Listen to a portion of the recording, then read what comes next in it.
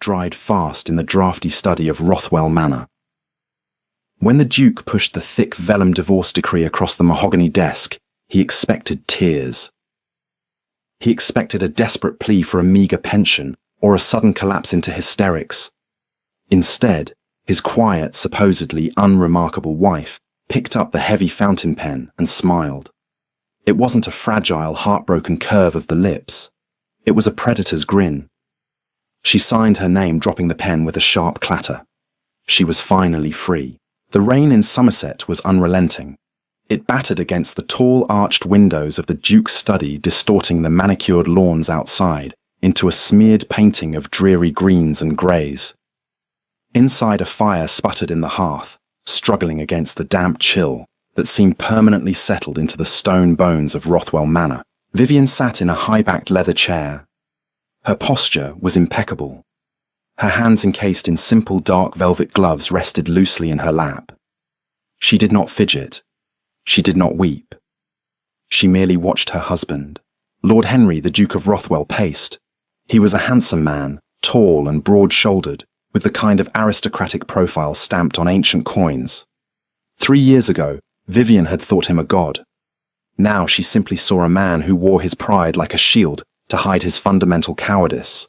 "You must understand, Vivian," Henry said, his voice carrying that practiced velvet timbre he used when addressing tenants or unruly horses. "It is a matter of legacy. The Rothwell name it demands a certain foundation." "A foundation," Vivian repeated. Her voice was flat, neutral. "Yes." Henry stopped by the mahogany desk. He picked up a crystal decanter and poured himself a measure of amber liquid. The heavy glass clinked nervously against the rim. He didn't offer her a glass. "When we married, the estate was in a period of transition. Your father's dowry was helpful. It allowed us breathing room. But times change. The estate is flourishing now. My investments have matured. The Rothwell standing in society has been restored to its former glory." Vivian let her eyes drift around the room. She looked at the imported silk draperies. She looked at the newly commissioned portrait of Henry hanging above the mantel. She looked at the intricate hand-woven Persian rug beneath his polished boots. "Your investments," she thought. How delightfully ignorant. "And Lady Genevieve," Vivian said quietly. "Does she form the new foundation?" Henry flinched. A faint wash of red crept up his neck, vanishing into the crisp white collar of his shirt. He took a hasty swallow of his drink. "Leave Genevieve out of this. This is about duty. She is a woman of my station. She understands the weight of a dukedom. You and I. We are fundamentally mismatched, Vivian. You prefer your ledgers and quiet evenings. You have no head for the season, no stomach for the politics of high society. I am doing you a kindness. I am setting you free to return to a life you understand. A kindness." The sheer audacity of the man was almost breathtaking. Henry set his glass down and pushed a thick sheaf of papers across the desk. The legal jargon was dense, written in the cramped, precise hand of his London solicitors.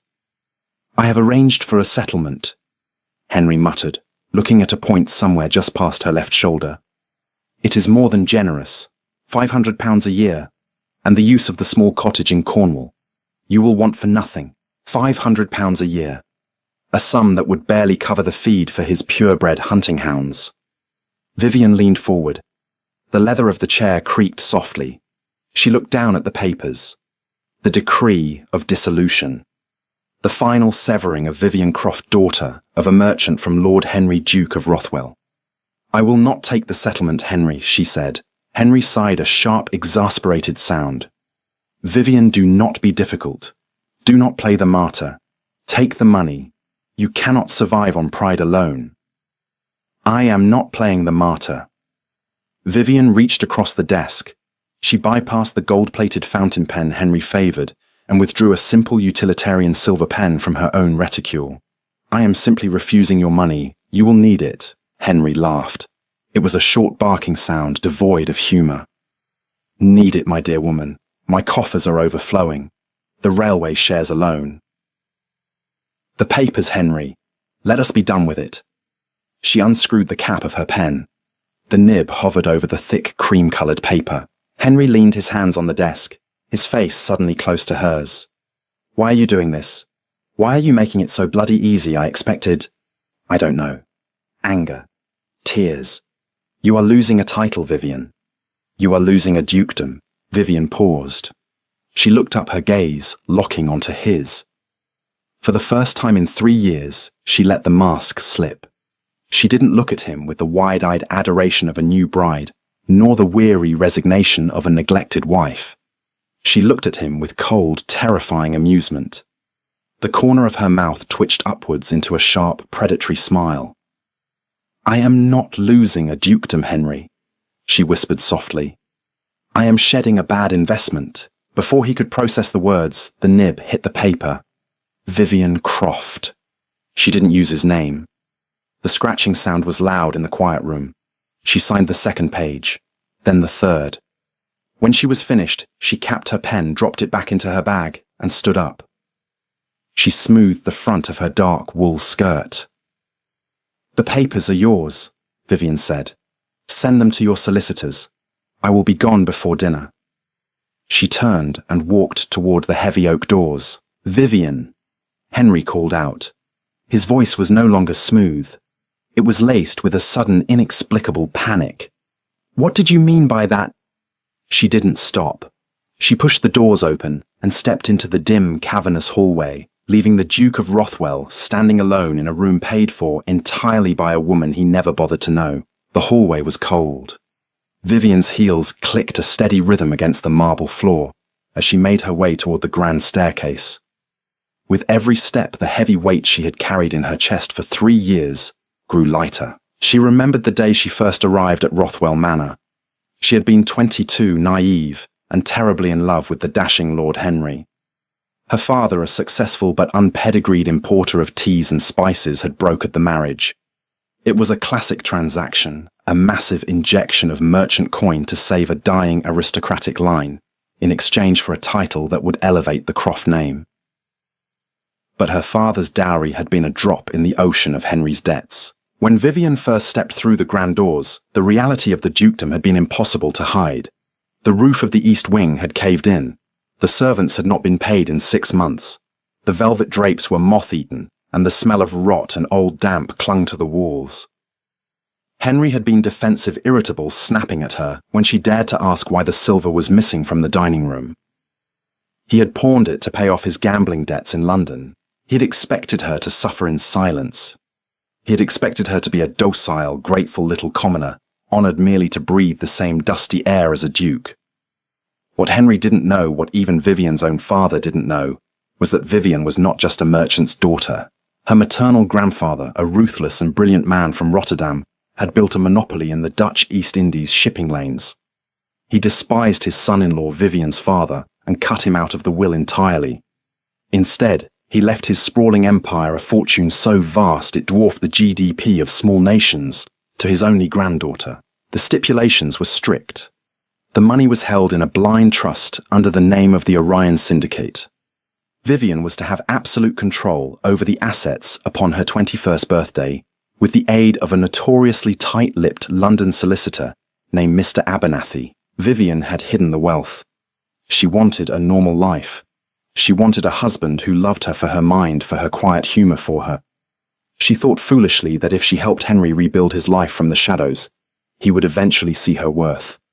She reached her bedchamber and pushed the door open. Her maid, a young girl named Lucy, was already folding linens. "Leave the dresses, Lucy," Vivian said. Lucy blinked, holding a shimmering emerald silk gown. "Your Grace, but the Duke purchased this for you in Paris." The Duke purchased it with funds generated by a mysterious surge in his railway stocks, Vivian corrected mildly, walking over to her mahogany writing desk. "Leave it. I only want the tweed travelling suits, the heavy wool coats, and my ledgers. Pack the ledgers first." Lucy looked confused, but nodded hurriedly, laying the silk back over a chair. Vivian opened the hidden compartment of her desk and withdrew a heavy brass-bound ledger. She ran her gloved fingers over the leather cover. This book held the truth of the last 3 years. When Henry's creditors had threatened to seize the manor, Vivian had taken a holiday to the seaside. Instead, she took a train straight to London. She sat in Mr. Abernathy's wood-panelled office and gave the orders. The Orion Syndicate moved in. They bought Henry's debts for pennies on the pound, effectively becoming his sole creditor. Then they lowered the interest rates to practically nothing. When the manor needed a new roof, a mysterious architectural firm offered to do it at cost, subsidized by an anonymous philanthropic trust. When Henry invested his remaining meager funds into a failing railway company, Vivian had the Orion Syndicate aggressively buy up the surrounding lines, artificially inflating the value of Henry's stock. She made him a success. She built him an economy entirely insulated from his own incompetence. And how did he repay her with arrogance? As the estate recovered, Henry's ego swelled. He began to believe the myth of his own financial genius. He stopped thanking her for her patience. He stopped spending evenings with her by the fire. He returned to his clubs in London. He bought expensive racehorses. And then he met Lady Genevieve. Vivian walked over to the window looking out at the rain-swept driveway.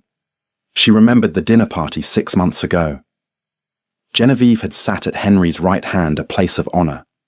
Genevieve had laughed a high, tinkling, cruel sound as she recounted a story about a merchant who mistook a salad fork for a fish knife.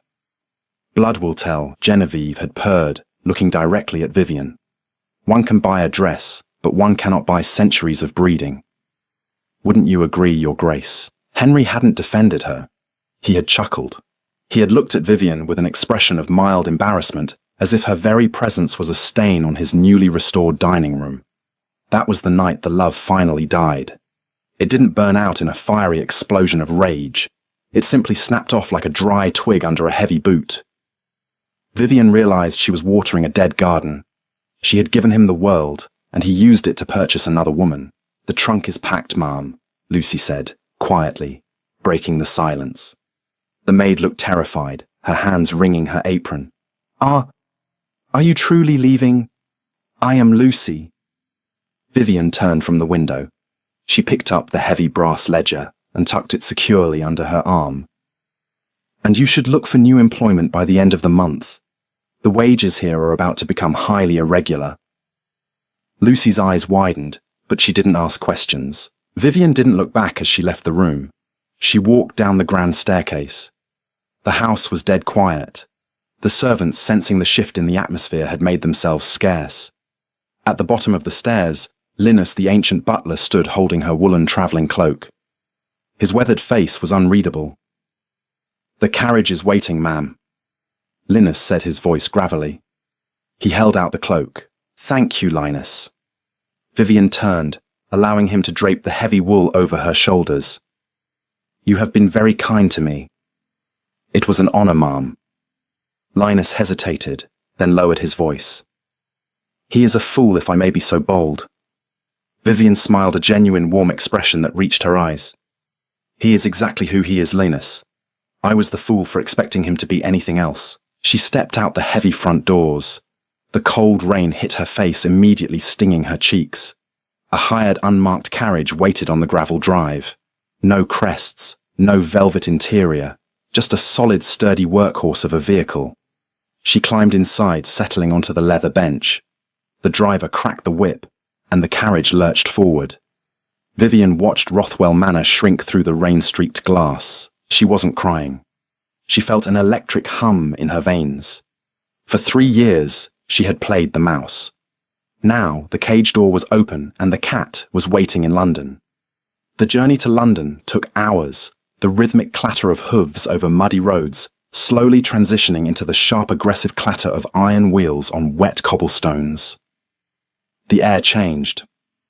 The smell of damp earth and wood smoke was replaced by the acrid, metallic scent of industry coal soot and money. Vivian didn't go to her father's modest townhouse in Mayfair. She directed the driver straight to the heart of the financial district, the City of London. The carriage pulled up in front of a massive, imposing structure made of dark granite. Tall Corinthian columns guarded the entrance. Etched into the stone above the heavy brass doors were the words, "The Orion Syndicate." Vivian stepped out of the carriage. She didn't bother with an umbrella. She pulled her cloak tight around her shoulders and walked up the steps with a purposeful stride. The interior of the building was a stark contrast to the dreary weather outside. It was warm, smelling of lemon oil, expensive cigars, and fresh ink. Dozens of clerks sat at long mahogany rows, their heads bowed over ledgers, the sound of their scratching pens resembling a swarm of locusts. A floor manager in a sharp suit approached her, holding up a hand. "Madam, I'm afraid this is a private financial institution. We do not handle public accounts here. If you are looking for the Abernathy," Vivian said, not breaking her stride. The manager blinked, rushing to keep up with her. "Mr. Abernathy is the senior director, madam. He does not take unannounced appointments. I must insist. Tell him Vivian has arrived," she commanded. She stopped at the base of the grand spiral staircase and fixed the manager with a look so cold it froze the protest in his throat. "Now!" The manager swallowed hard and practically ran up the stairs. A minute later, a door on the second-floor landing opened violently. Mr. Abernathy, a tall, gaunt man with a sharp nose and spectacles perched precariously on his face, hurried out. He peered over the railing. When he saw her, his usual grim demeanor vanished, replaced by a look of profound relief and fierce anticipation. He descended the stairs quickly, ignoring the stares of the clerks. "Madam!" Abernathy said, his voice hushed, but vibrating with energy. He gave a deep, formal bow. "We did not expect you." "The situation has accelerated, Abernathy," Vivian said, walking past him and heading up the stairs toward his private office. Abernathy followed close behind. They entered his expansive wood-paneled office. The walls were lined with maps of the world pinned with hundreds of little red flags denoting Orion shipping routes. Vivian threw her wet cloak over a leather sofa and walked directly to Abernathy's massive desk.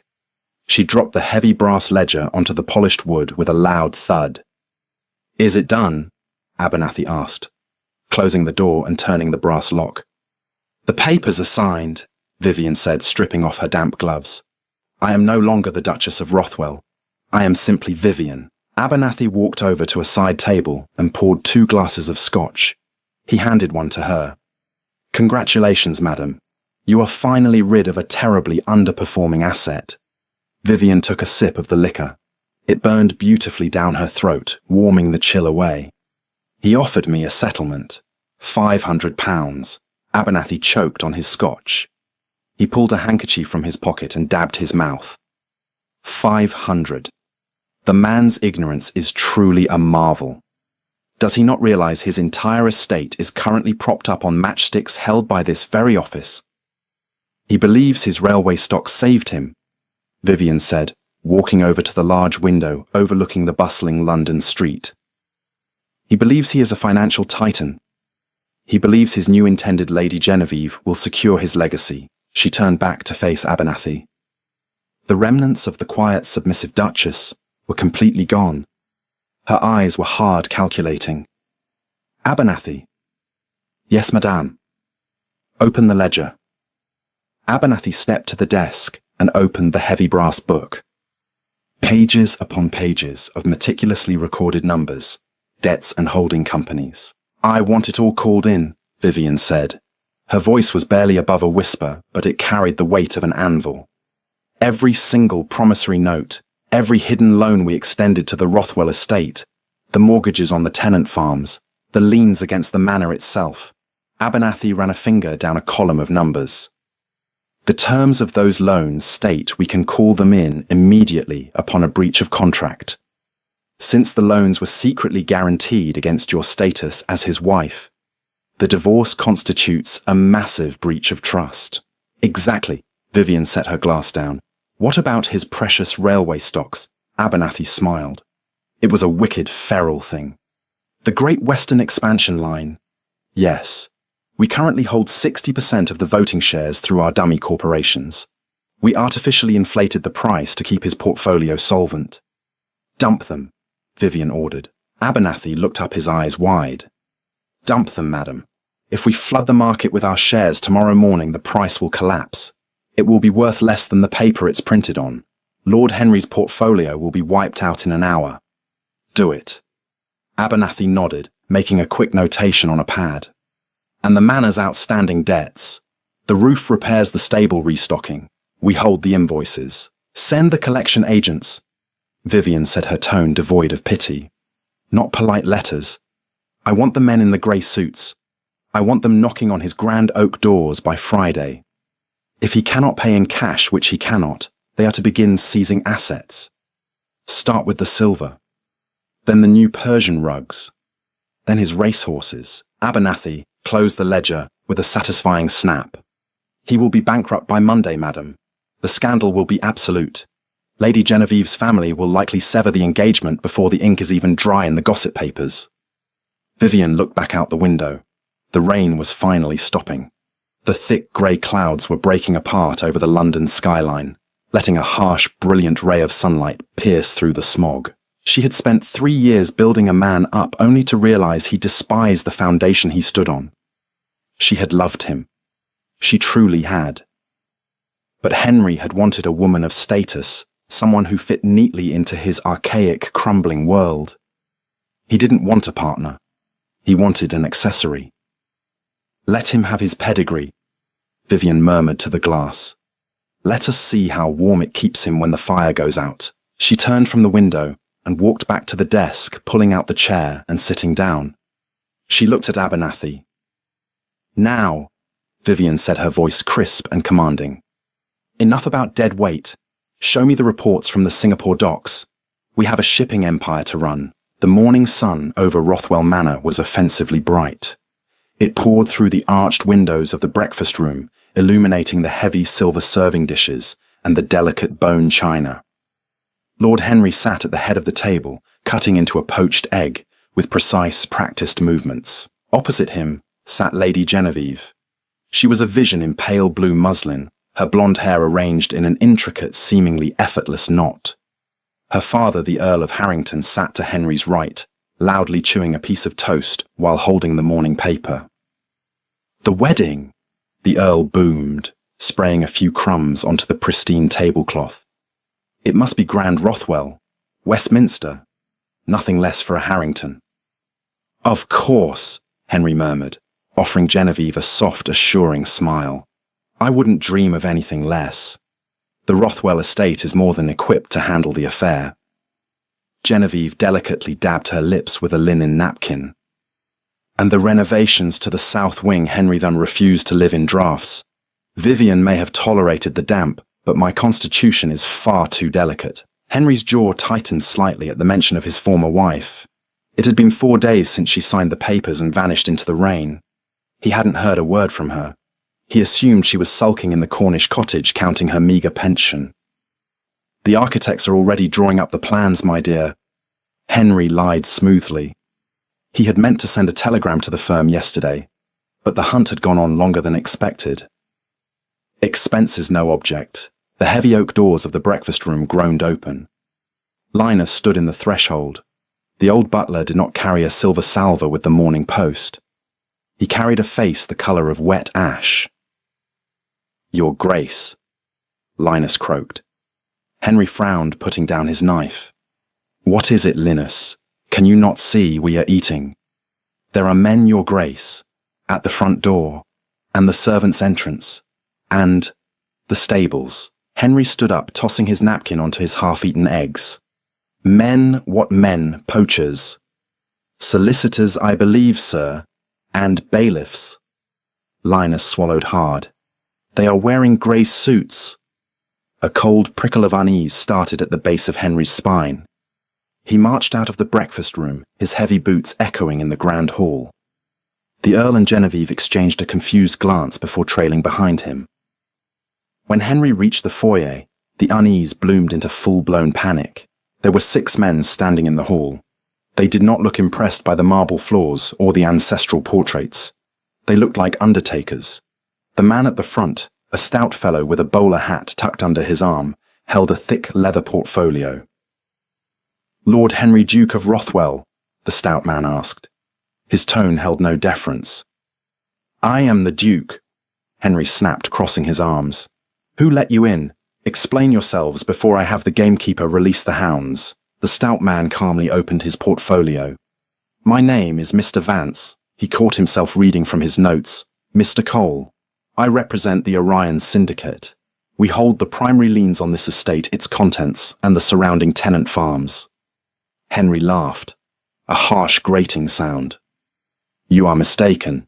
The estate's debts were consolidated and managed years ago. The interest is practically non-existent. I am a wealthy man. Mr. Cole pulled a single sheet of paper from the portfolio and handed it to Henry. The terms of your consolidated loans. Your Grace stipulated that they were backed by a private guarantor. As of 4 days ago, that guarantor withdrew their backing, citing a breach of moral and legal contract. The loans have been called in full. Henry stared at the paper. The numbers were astronomical.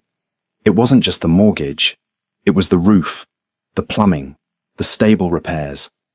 Every single improvement made to Rothwell Manor in the last 3 years was itemized, accompanied by a staggering principal sum that had mysteriously ballooned overnight. This is fraud, Henry whispered, the blood draining from his face. I will have my solicitors crush you. Your solicitors, sir, have already been notified. Cole signaled to 2 of the men behind him. They immediately began unrolling a long strip of canvas over the Persian rug. Furthermore, the market opened an hour ago. The Great Western Expansion railway line has collapsed. Your shares are currently trading at a fraction of a penny. Your broker in London has issued a margin call. You are, for all intents and purposes, bankrupt. Henry couldn't breathe. The hallway seemed to tilt. Bankrupt. The word came from behind him. Henry turned slowly. Genevieve was standing at the threshold of the breakfast room. Her pale blue dress suddenly looked completely out of place in a house that was no longer hers to inherit. The delicate, adoring expression she usually wore had vanished, replaced by a sharp, calculating horror. The Earl of Harrington pushed past his daughter. His face was purple with rage. Is this true, Rothwell? Are you destitute? It's a mistake, Henry stammered, holding his hands out pleadingly. A clerical error. I can fix this. Give me a day. A day. The Earl sneered.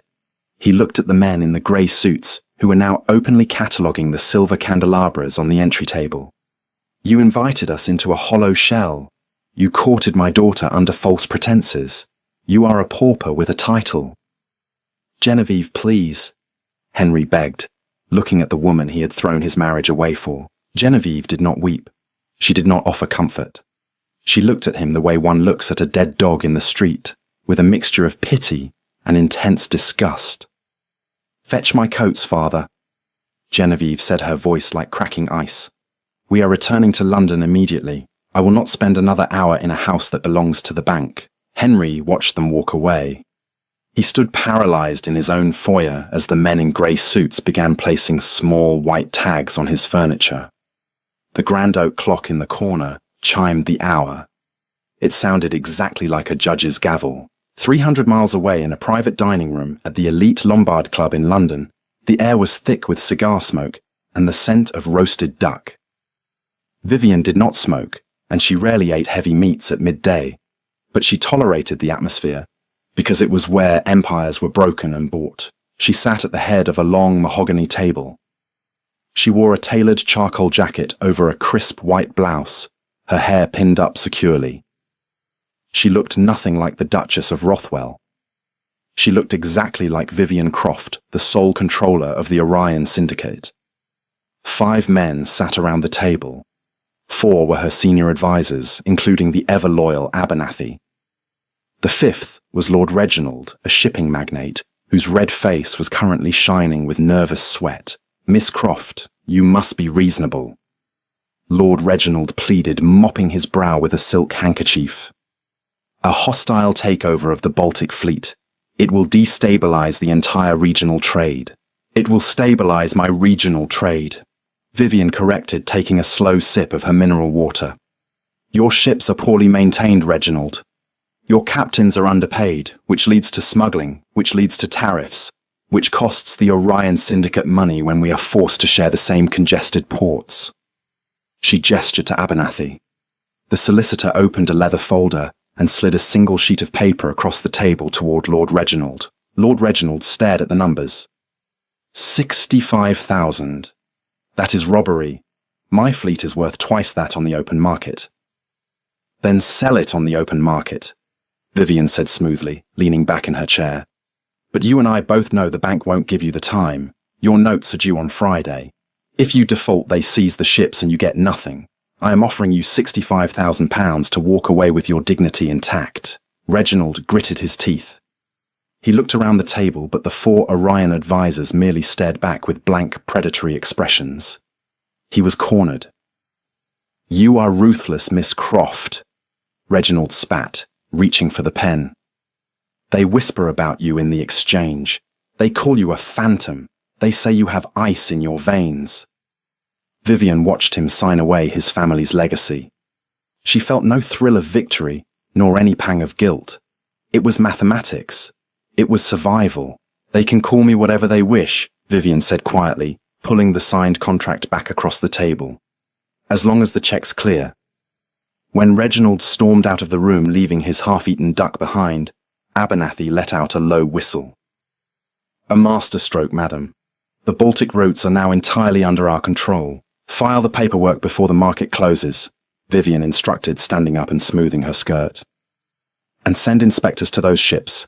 I want a full report on the hull integrity by Monday. Of course. Abernathy hesitated, closing his folder.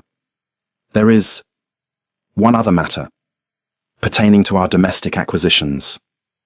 Vivian paused, slipping on her leather gloves. Rothwell, yes. Abernathy cleared his throat. The asset seizure at the estate went exactly as planned. The house has been stripped of all non-essential valuables. Lord Henry's accounts are frozen. However, he is proving persistent. In what way? He has travelled to London. He is attempting to secure a line of credit from private lenders to buy back the estate's debts. He is calling in every favour his title affords him. Vivian stopped. She looked at the polished silver teapot sitting in the centre of the table, seeing her own distorted reflection in the curved metal. A faint, almost imperceptible ache tightened in her chest. Not for the man he was now, but for the ghost of the man she had loved. The man she had spent 3 years trying to save from his own worst instincts. He still didn't understand. He still believed his bloodline would save him. Let him try, Vivian said, her voice devoid of emotion. Send word to the major lending houses. The Orion Syndicate considers any loan extended to Lord Henry a hostile act against our interests. No one will give him a copper penny. Abernathy bowed his head. Consider it done. Vivian walked out of the Lombard Club and onto the bustling London street. The afternoon sun was hidden behind a thick blanket of smog. She climbed into her waiting carriage. She had built a fortress of ledgers and contracts around her heart. No one would ever breach it again. The St. Jude's Charity Gala was the crowning event of the London season. Held in the massive chandelier-draped ballroom of the Grand Hotel, it was a sea of shimmering silks, glittering diamonds, and suffocating hypocrisy. Henry stood near the heavy velvet curtains at the edge of the room, a glass of warm champagne gripped tightly in his hand. His tailcoat, once the pinnacle of Savile Row tailoring, suddenly felt cheap. He felt the eyes on him. The gossip had spread faster than a plague. The bankrupt Duke, the pauper of Rothwell. Every time he approached a group of his former peers' men, he had hunted with men he had drank expensive brandy with. The conversation would suddenly halt. They would offer him tight, pitying smiles, mumble excuses about finding their wives, and scatter. Even the Earl of Harrington had walked right past him earlier, looking through Henry as if he were made of glass. Henry was drowning. His solicitors had abandoned him. His creditors were circling like vultures. The estate was locked down, overseen by unsmiling men who checked his pockets before he left his own home. His last hope was a rumour. A whisper had been circulating the gentlemen's clubs for days. The entity that had bought his debts, the mysterious Orion Syndicate, was quietly backed by a single powerful investor. A phantom who controlled the London docks and the foreign trade routes. Henry had bribed a clerk at the stock exchange with his last gold pocket watch to learn where the head of Orion would be tonight. The clerk had pointed him to the St. Jude's Gala. They have reserved the private mezzanine, the clerk had whispered. But you didn't hear it from me. Henry took a deep breath, steeling his nerves. He was a duke. He possessed centuries of breeding. He would march up to this invisible tycoon, look him in the eye, and negotiate a restructuring of the debt. He would offer them a partnership. He would charm them. He set his empty glass on a passing waiter's tray and made his way toward the sweeping marble staircase that led to the VIP mezzanine. Two burly men in dark suits stood at the base. "I am the Duke of Rothwell," Henry said, drawing himself up to his full height. "I am expected upstairs."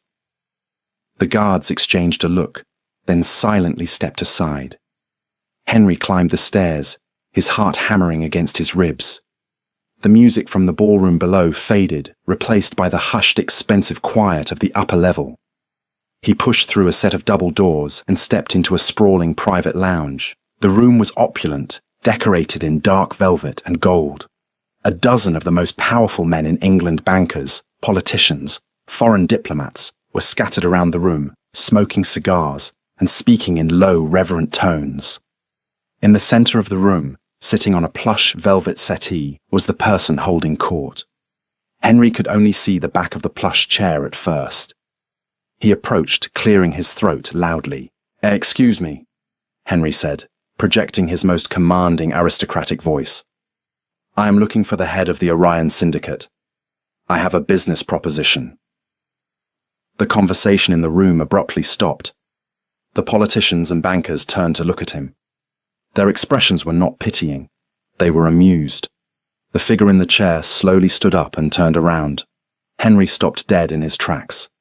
The air left his lungs in a violent rush. She wore a gown of midnight blue velvet, entirely devoid of the frills and lace favored by the season's debutantes.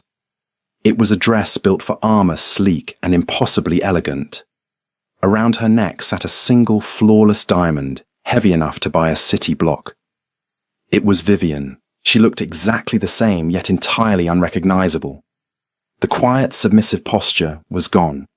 The soft, apologetic smile was gone. She stood tall, her chin raised, radiating a cold, absolute power that made Henry feel completely insignificant. "Henry," Vivian said smoothly. Her voice carried clearly across the silent room.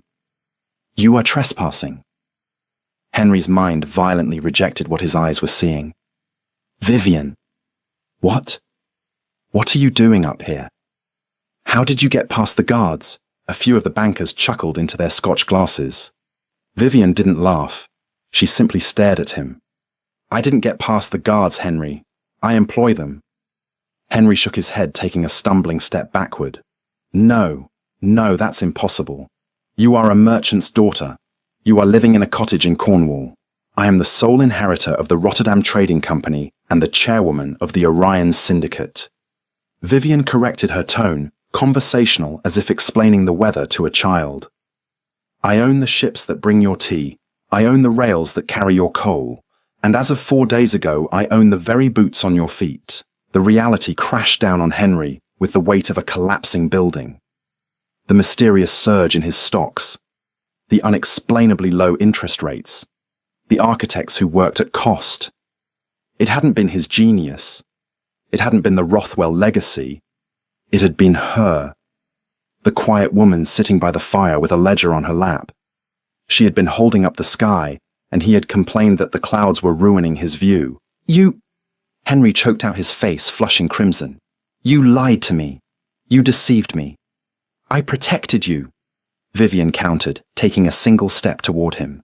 The room watched in rapt silence. "I built a wall around your incompetence because I loved you. I gave you every opportunity to be the man I thought you were, and you used my money to buy a French silk dress for another woman." "Vivian, please," Henry whispered. The anger drained out of him, replaced by a sudden terrifying desperation. He didn't care about the audience anymore. He was ruined. "I was a fool. I see that now. We can fix this. You are still my wife in the eyes of God." "But not in the eyes of the law," Vivian said softly. "You handed me the pen yourself, remember?" Henry fell to his knees. The harsh thud echoed off the marble floor. It was a pathetic sight. A duke grovelling in a ruined tailcoat before a woman he had discarded like old rubbish. "I have nothing," Henry sobbed, burying his face in his hands. "They took the horses, they took the silver. Please, Vivian, have mercy." Vivian stood over him. For a long moment she looked down at the man who had broken her heart. She felt the heavy, cynical weight of the world settling onto her shoulders. There was no joy in this victory. Only the cold, necessary cauterization of a wound. "Mercy," Vivian repeated, tasting the word. She looked up at the gathered men in the room. "Abernathy." The tall solicitor stepped from the shadows. "Yes, madam. Lord Henry is exhausted," Vivian said, turning her back on her ex-husband and walking toward the balcony doors. "Have security escort him out the service entrance, and inform the front desk that his carriage is no longer covered under our corporate account. He will have to walk in the rain." The air at the East India docks tasted of salt raw coal and damp rot. It was a far cry from the perfumed ballrooms of Mayfair, but to Vivian, it was the only honest scent in London. She stood at the edge of Pier 4. The wind whipped her heavy wool coat around her legs, sending a fine mist of Thames water against her face. Before her loomed the Leviathan, a massive steam and sail hybrid freighter belonging to the Orion Syndicate. Men swarmed its wooden decks like ants loading crates of raw Indian cotton and Ceylon tea. There was no velvet here. There were no polite fictions. There was only the brutal rhythmic mathematics of global trade. A heavy footfall on the wet timber drew her attention. Vivian did not turn. She recognized the measured, arrogant cadence of the walk. "I was told I might find you down here slumming with the stevedores." A voice drawled over the shriek of the gulls. Lord Nathaniel Reed stopped beside her. He was a man built like a dockyard bruiser, but dressed in the immaculate tailored charcoal of Lombard Street. He controlled the Mediterranean shipping lanes, a vast network of vessels that had until recently enjoyed a comfortable monopoly. "I prefer to look my investments in the eye, Reed," Vivian said, keeping her gaze on a massive cargo net swinging out over the dark water. "You should try it. Perhaps if you spent less time in your gentleman's club and more time inspecting your hulls, 3 of your vessels wouldn't be currently rotting in a quarantine dock in Naples." Reed stiffened. A muscle feathered at the edge of his jaw. "A temporary setback. Cholera is an act of God. Cholera is a result of cheaping out on fresh water rations for your crews," Vivian corrected mildly. She finally turned to look at him. "God has nothing to do with bad bookkeeping. Why are you here, Nathaniel? You detest the smell of the river. I am here to offer you a truce," Reed said. He pulled a silver cigarette case from his breast pocket, snapped it open, and offered it to her. She ignored it. He selected one for himself and struck a match. "You have made your point, Vivian. You ruined Rothwell. You devoured the Baltic routes. You terrified the exchange. But you are pushing into the Mediterranean now. That is my water." "The water belongs to whoever floats the most tonnage on it," Vivian replied. "My ships are faster. My captains are paid a living wage, which means they do not skim the cargo. I am taking the Mediterranean routes because you have grown lazy." Reed took a slow drag of his cigarette. The cherry burned a bright violet red in the grey morning light. "You think this is a game of ledgers? You are a woman playing in a profoundly ugly arena. The men in Parliament, the old guard, they tolerate you because you are a novelty. A scorned wife with a heavy purse. But if you threaten the structural integrity of our empires, they will crush you. They are welcome to try. They will bleed you dry." Reed stepped closer. The smell of tobacco masked the brine. "I am offering a partnership, a merger of our fleets. We divide the routes equally. You get the stability of my name and I get access to your capital." Vivian laughed. It was a short, sharp sound that startled a nearby gull into flight. "Your name," she repeated. The absurdity of it tasted sour on her tongue. "You are all so obsessed with your names. You build your empires on blood and parchment, and when the foundations rot, you expect a name to hold up the ceiling." She stepped right into his space, forcing him to look down at her. "I spent 3 years buying a man's pride with my grandfather's gold. I will never merge my assets with a man's ego again. If you want the Mediterranean Reed, build better ships. Lower your freight rates. Compete.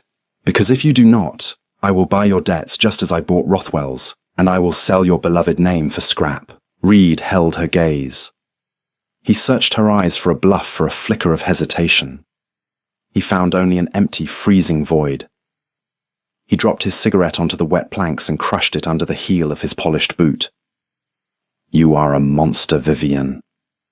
No, Vivian said quietly, turning her back to him to watch the Leviathan once more.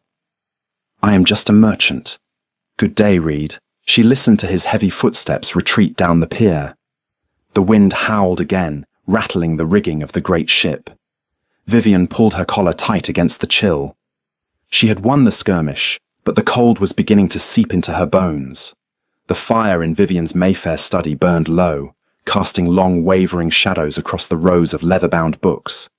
Outside, a miserable London fog had descended, muffling the sounds of carriages on the cobblestones. She sat at her desk, a glass of amber scotch resting untouched by her right hand. Before her lay a single sheet of cheap, uncrested paper. The handwriting was erratic, a desperate scrawl. It was from Henry. It had been 6 months since she had left him kneeling on the marble floor of the St. Jude's Gala. In that time, the Duke of Rothwell had ceased to exist in polite society. His estate was sold off in pieces to nameless holding companies. His tailor refused his credit. Genevieve had married a minor Prussian prince, with bad teeth and a massive fortune. Abernathy's spies reported that Henry was currently renting a single room above a tavern in Cheapside, working as a junior ledger clerk for a coal merchant. The irony was almost too heavy to bear. He was doing the very work he had once mocked her for. Vivian, the letter began, I do not write to ask for money. I know you would not give it, and I know I do not deserve it. I write because the silence in this room is deafening and I have no one else to speak to. I saw a ledger today. A simple accounting of coal weights. It took me 4 hours to balance a page that you would have finished in 10 minutes. I understand now. I understand the weight you carried. I am sorry. Henry. Vivian stared at the ink. She felt for the familiar spark of vindictive triumph, the rush of adrenaline that usually accompanied her victories. It wasn't there. There was only a hollow, heavy ache. Revenge was a meal that filled the stomach, but starved the soul. She had dismantled a man completely. She had proven her point. Yet she was sitting alone in a silent house, drinking expensive scotch to numb the absolute isolation of her life. A soft knock at the door broke the silence. Enter, Vivian said, sliding the letter under a heavy brass paperweight. Abernathy stepped into the study. He looked unusually hesitant. He held a thin manila folder. Forgive the late intrusion, madam, but a situation has arisen that requires your immediate attention. It concerns Lord Linwood. Vivian frowned, sitting up straighter. Linwood, the textiles manufacturer. We hold his primary mortgages. He is due to default next week. He is, Abernathy agreed, stepping forward and laying the folder on her desk. And he knows it. In an effort to secure capital to pay us off, he has signed a marriage contract. Business as usual, Vivian said dismissively. Who is the unfortunate bride? His daughter, Lady Diana. Abernathy said quietly. She is 18. He has sold her contract to Lord Reed. Vivian's hand stopped inches from her Scotch glass. The air in the room suddenly felt dangerously thin. Reed, Vivian whispered. Nathaniel Reed, a man in his late 50s, a man known in the private clubs for a temper that bordered on sadistic. He had buried 2 wives already, both under vague, hushed circumstances. Reed is paying off Linwood's debts in exchange for the girl and the Linwood voting shares. Abernathy explained, his tone strictly professional, though his eyes betrayed a flicker of disgust. The wedding is set for tomorrow morning, a private expedited ceremony at a registry office. Vivian opened the folder. Inside was a photograph of Lady Diana, a fragile-looking girl with wide, terrified eyes drowning in a heavy silk gown. She looked like a lamb tied to a post. A transaction, Vivian thought. A massive injection of coin to save a dying line in exchange for a young woman's life. The walls of the study seemed to press inward. The smell of the damp manor in Somerset filled her nose. She remembered the rot. She remembered the feeling of being an item on a balance sheet purchased for a purpose and expected to suffer in silence. "No," Vivian said. Abernathy blinked. "Madam, I said no." Vivian stood up.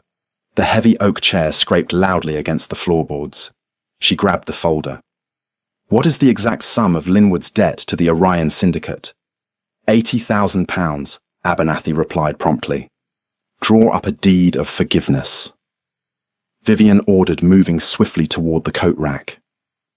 "Total absolution of the debt, and draft a secondary contract transferring the Linwood voting shares directly to Lady Diana, held in trust by this office until her 21st birthday."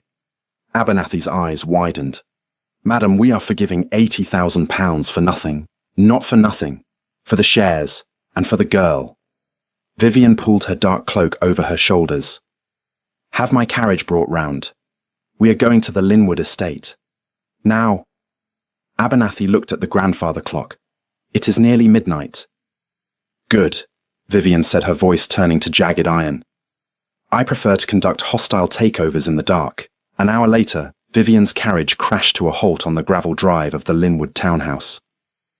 She didn't wait for the footman. She kicked the door open and marched up the stone steps. Abernathy was right behind her, clutching a leather satchel. The butler who answered the door barely had time to register her presence before she pushed past him into the grand foyer. "Linwood." Vivian's voice echoed off the high vaulted ceilings. A door down the hall opened, and Lord Linwood, a stout, balding man in a silk dressing gown, emerged. He looked pale and immediately terrified at the sight of the woman in the dark cloak standing in his hall. "Miss Croft," Linwood stammered. "What? What is the meaning of this? Your men are not due to collect until—" "I am not here for the money, Linwood. I am here for the merchandise." Vivian walked toward him, her heels clicking like gunshots on the marble. "Merchandise." Linwood swallowed hard, backing away slightly. "Your daughter," Vivian snapped. "I understand you have sold her to Nathaniel Reed to cover your markers." Linwood's face flushed red with sudden defensive anger. "That is a private family matter. It is a legally binding arrangement. Lord Reed is a respected man. Lord Reed is a butcher who will break your daughter's spirit before the first snowfall." Vivian interrupted, stopping inches from the man. "And you know it. You simply care more about your silver and your townhouse than you do about her." Linwood puffed out his chest. "Get out of my house. You have no right." Vivian held up a gloved hand. Abernathy stepped forward and slapped the heavy legal documents onto a nearby entry table. "This is a deed of forgiveness," Vivian said, her voice dropping to a lethal whisper. "It wipes your £80,000 debt clean. The Orion Syndicate will own nothing of your home. In exchange, you will cancel the contract with Reed. You will sign your company's voting shares over to your daughter, and you will never attempt to sell her again." Linwood stared at the papers. His hands shook. You would forgive the debt entirely." "Sign the paper, Linwood, before I change my mind and instruct Abernathy to seize your bed with you still in it." Linwood snatched a pen from the table. He didn't read the fine print. He didn't ask questions. He signed his name with frantic, jagged strokes. When he was done, Vivian took the papers and handed them to Abernathy. "Where is she?" Vivian asked. "Upstairs," Linwood muttered, refusing to meet her eyes. "Second door on the right." Vivian walked past him and climbed the stairs. The house was dead quiet. She found the door and pushed it open without knocking. The room was dark, save for a single candle burning on a vanity. Lady Diana sat on the edge of her bed, fully dressed in a drab travelling gown. She held a small embroidered handkerchief, her knuckles white. Her face was streaked with tears. When she saw Vivian, she flinched, pulling her knees up to her chest. Vivian stopped in the doorway. The brutal, cynical armour she wore for the boardroom melted away. She looked at the terrified girl, and she saw herself 5 years ago packing her bags for Rothwell Manor. "It's all right," Vivian said softly. She stepped into the room, leaving the door open. "You don't have to pack, Diana." Diana sniffled, looking at the strange woman with wide, confused eyes. Who are you? Did Lord Reed send you?" "No." Vivian walked over and sat gently on the edge of the mattress. "My name is Vivian. I am a businesswoman, and I just bought your father's debt." Diana's breath caught in her throat. Then you own me now instead of Lord Reed." The words broke Vivian's heart. The sheer resignation in the girl's voice. The absolute acceptance of her status as property. "No one owns you," Vivian said fiercely. She reached out and took the girl's trembling cold hands in her own. "The wedding is cancelled. Your father's debts are cleared, and I have placed a significant number of shares in a trust that only you can access. When you turn 21, you will be an independently wealthy woman." Diana stared at her. The candle flickered, casting a warm glow over Vivian's face. Why would you do this for me? I don't know you." Vivian looked down at the small hands resting in hers. She thought of Henry tallying coal in a freezing room. She thought of Reed sitting on his dark pier tallying his ships. The world was a vast crushing machine grinding the weak into dust to pave the roads for the wealthy. She could not save everyone, but she could throw a wrench in the gears whenever she pleased. "Because once, a very long time ago, I let a man tell me what I was worth." Vivian said, her voice thick with emotion. She looked back up, meeting the young girl's eyes. "And I have made it my life's work to ensure no man ever does that to a woman again. Go to sleep, Diana. Tomorrow you are free." Vivian stood up and walked out of the room. As she descended the stairs, leaving the Linwood estate behind, the heavy weight in her chest was gone. The fog outside had lifted slightly. She wasn't just building an empire anymore. She was building a sanctuary. Panic hung thick in the boardroom of the London Mercantile Exchange. 20 of Britain's most powerful men sat around a massive circular table. Lord Nathaniel Reed looked murderous. At the foot of the table, flanked only by Abernathy, stood Vivian. "Predatory pricing," Reed snarled, slamming a thick fist onto the mahogany. "She aggressively undercuts Mediterranean shipping rates by 40%. She is bleeding our fleets dry." Vivian did not raise her voice. "I am operating at my true cost, Reed. If your rotting vessels require a 40% markup just to stay afloat, that is a failure of your management, not a malice of mine." Reed kicked his chair back. It crashed to the floor. "She operates at a massive loss. She is using infinite cash reserves to starve us out. I demand the exchange strip her trading licenses immediately." Vivian smiled. It was the same predatory grin she had given Henry the day she signed the divorce papers. "Abernathy." The tall solicitor opened his satchel. He pulled out a massive bound folio and dropped it onto the center of the table. The thud rattled the inkwells. "Lord Reed assumes I pay the same exorbitant docking fees and warehouse taxes that he does," Vivian said, pacing slowly along the edge of the room. "I do not. Over the past 6 months, while you were all arguing over freight rates, the Orion Syndicate pivoted. We stopped buying ships." The room went dead silent. Vivian stopped behind Reed's empty chair and leaned forward. "If you consult the folio, you will see the property deeds. I do not pay port tariffs in Naples, Lord Reed, because I bought the port of Naples. I own the warehouses in Alexandria. I own the dry docks in Gibraltar." The blood drained from Reed's face. He sank back down into a chair offered by a terrified clerk. "You are playing a game of ships on the water," Vivian said softly. "I own the earth you tie them to. My rates are lower because I am charging myself." The chairman of the exchange flipped frantically through the folio. His hands shook violently. "Good God! She owns the infrastructure. All of it." "As of this morning," Vivian stated over the rising murmurs, "any vessel not bearing the Orion flag will face a 200% docking tariff at all Mediterranean and Baltic ports under my control." Chaos erupted. Men shouted. Fists pounded on the table. Reed sat frozen, a man watching the ocean swallow his island. "You will destroy the British economy," a banker yelled. "I am streamlining it," Vivian corrected coldly. If any of you wish to avoid bankruptcy, Mr. Abernathy has buyout contracts prepared. We will purchase your fleets at 20 cents on the dollar. You have until Friday. She didn't wait for a response.